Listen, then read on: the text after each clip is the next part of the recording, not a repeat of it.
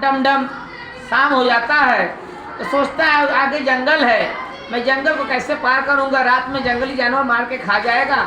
बेचारा एक पेड़ देखता है, उसी पेड़ के नीचे अपना गमछा बिछा देता है और किनारे एक तालाब था, वहाँ हाथ मुँह धो के वहीं बैठ कर आराम करता है। थोड़ा जब और अंधेरा होने लगता है तो सोचता है देखिए हमको भूख भी बहुत, पैदल चला था दिन भर, हमको भूख भी लगी है बहुत ज़्यादा। तो वे अपना लिट्टी निकालता है और सामने रख देता है। अरे बहुत भूख लगी है, आज 3 गो लिट्टी है, 3 ही मेरे पास है। लिट्टी नहीं बोलता, बोलता 3 ही मेरे पास है। आज मैं 1 खा लूँगा, कल मैं दूसरा खाऊंगा और परसों मैं तीसरा खाऊंगा। नहीं भूख बहुत तेज लगा है, तीनों मैं आज खा लेता। यही आपस में विचार विमर्श, अपने स्वयं से विचार विमर्श कर रहा था। अचानक उस पेड़ पे 3 भूत भी रहते थे सर। ये कहानी काल्पनिक है, भूत नहीं होता है, लेकिन ये कहानी बना हुआ है इसलिए मैं बता रहा हूँ। उस पेड़ पे 3 भूत भी रहते थे। भूत सब सोचे ओह ये हम ही को खा लेगा क्या, कौन ऐसे आ गया है जो रात में इस पेड़ के नीचे डर के मारे आता नहीं है, ये कौन सा इतना बड़ा विद्वान महा आचार्य पंडित आ गया है जो इस पेड़ के नीचे बैठा है।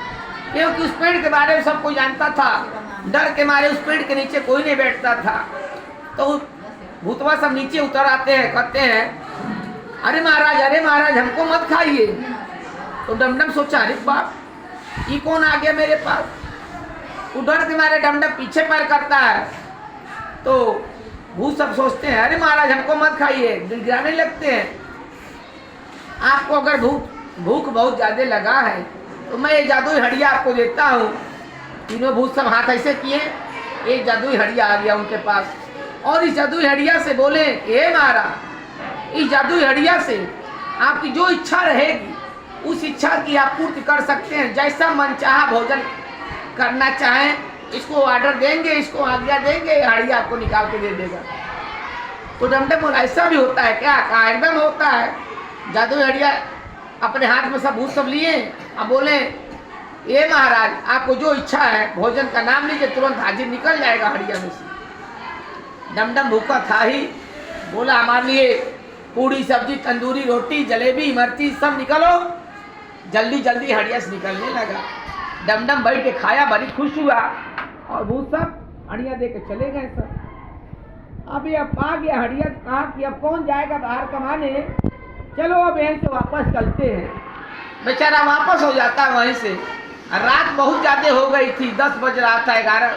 तो रास्ते में जब अपने घर के थोड़ा सा और पास आया तो देखता है मेरा दोस्त का घर है, यहीं मैं रुक जाऊं, कल सवेरे मैं चल जाऊंगा, क्योंकि बहुत ज़्यादा अंधेरा था। बेचारा वहीं रात में रुक जाता है अपने दोस्त के घर और सवेरे जब उठता है तो बोलता है तुम लोग कुछ खाए हो बाबू? अपने दोस्त से पूछता है तुम लोग कुछ खाओगे?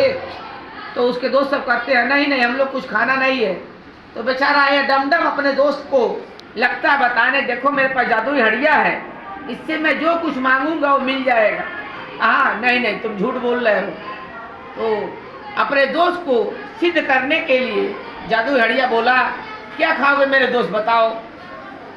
तो दोस्त ने कहा पूरी सब्जी तंदूरी रोटी, जो भी कहता दही निकल जाता। उसकी औरत को ही बोला है सब, उसका भी आप पूछे तुम्हारी क्या इच्छा है, वो भी अपने इच्छा अनुसार भोजन उसका निकल गया। उसके दोस्त के 2 बच्चे थे, उससे पूछे सब, वो भी सब जलेबी मिठाई रसगुल्ला सब निकल गया हड़िया में से। और खाने के बाद इसका दोस्त कहा कि मैं स्नान कर लूँ, उसके बाद मैं सुबह अब घर चलूँगा अपने माँ के पास।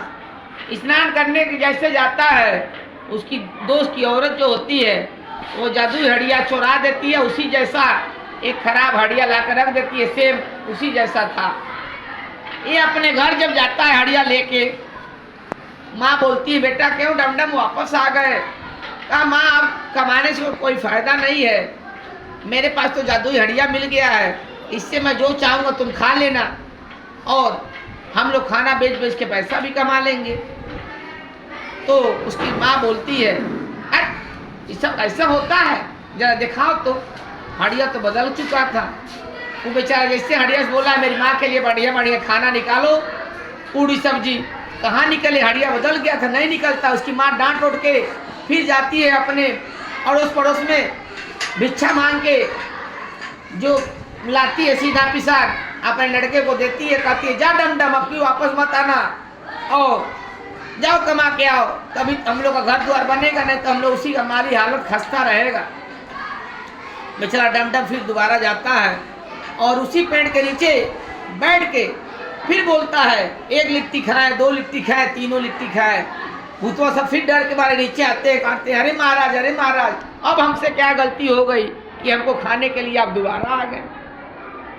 तो डमडम बोलता है, नहीं, आप लोग ने जो हड़िया दिया था जादुई हंडी, उस जादुई हड़िया से बस एक बार आपके सामने निकला, एक बार मेरे दोस्त के सामने निकला। तो भूतवा सब वो सब तो ज्ञानी थे बहुत, आँख सब ऐसे ऐसे डोलाते हैं, कहते हो तुम्हारे दोस्त की औरत ने चुरा लिया, हेलो जादुई छड़ी, और जादुई छड़ी से कहना अरे मेरे दोस्त ये दे दो हड़िया, अगर नहीं देगा प्रेम से दे देगा ठीक है, नहीं तो इसको कहोगे पीट पीट पीट, जादुई छड़िया निकल के रस्सी बन जाएगा और सोटा बन के मारेगा। आज जब इसका रोकने का उपाय सुन लो, रोकने का उपाय है इसका, इससे कह देना रुक रुक रुक, 3 बार कहोगे रुक रुक रुक तो रुक जाएगा। वो सब जादुई सोटा दे के चले जाते हैं। ये जाता है फिर अपने दोस्त के पास, कहता है मेरे दोस्त बाहर आता है, कर अरे यार डमडम तुम तो कल ही आए थे, फिर क्या हुआ, आप क्या आए हो? कहता है तुम्हारी औरत ने हमारी जादुई हड़िया को चुरा लिया है, अगर तुम प्रेम से दे दोगे तो हम कुछ नहीं बोलेंगे। दोस्त कहता है हमने नहीं लिया यार, अपने औरत को बुलाते हैं सब, उसके दोस्त की औरत को, कहीं हमने नहीं लिया। कहता ठीक है नहीं लिए हो तब उसका अब हमसे मत कहना। अपने जादुई सोटे को आदेश देता है, कहता है जादुई सोटा मेरे दोस्त को औरत अगर नहीं ली है तो उसको जरा मांग कर दिखाओ। तो जैसे आदेश देता है जादुई सोटा जो था एकदम बड़ा सा रस्सी बन जाता है, उसकी औरत को पकड़ लेता है रस्सी में लपेट के, और सोटा बनकर आई मारता है। उसके औरत कहता है अरे भाई हमारे छोड़वा दो, डमडम छोड़वा दो, ला रहे भाई ला रहे हड़ियावा। डमडम कहता रुक जाओ रुक रुक रुक, 3 बार बोलता है तो हड़िया ला कर दे देती है। उसकी माँ के पास हड़िया लेके चला जाता है जादुई सोटा। डमडम की माँ कहते हैं डमडम तुम बहुत बड़ा दुष्ट लड़का है जी, तुम कमा मैं नहीं क्या, बार बार हम सीधा पिसान मांग के ला रहे हैं, तुमको लिट्टी बना बना के दे रहे हैं, अब तू बार बार भाग के आ जा रहा है। उसकी माँ कहती है, डांटती है डमडम को। डमडम बेचारा कहता है माँ अब डांटो मत, अब हम लोग इस गांव के सबसे अमीर व्यक्ति हो गए हैं। माँ कहती लग रहा है तुमको कुछ पकड़ लिया है, तुम्हारे सिर पे कुछ सवार हो गया है। कहता है डमडम नहीं माँ नहीं, अब देखो तुम आराम से बैठा, आराम से बैठो। डमडम अपनी माँ को आराम से बैठा देता है भुइयाँ। उसके बाद कहता है जादुई हड़िया मेरी माँ के लिए रसगुल्ला, बर्फी, तंदूरी रोटी, दही, 56 भोग निकाल। तो हड़िया से जादुई हड़िया था 56 भोग निकलता है। उसकी माँ बड़ी खुश होती है। लास्ट में कहता है मेरी माँ के लिए शरबत निकाल, शरबत भी पी लेती है।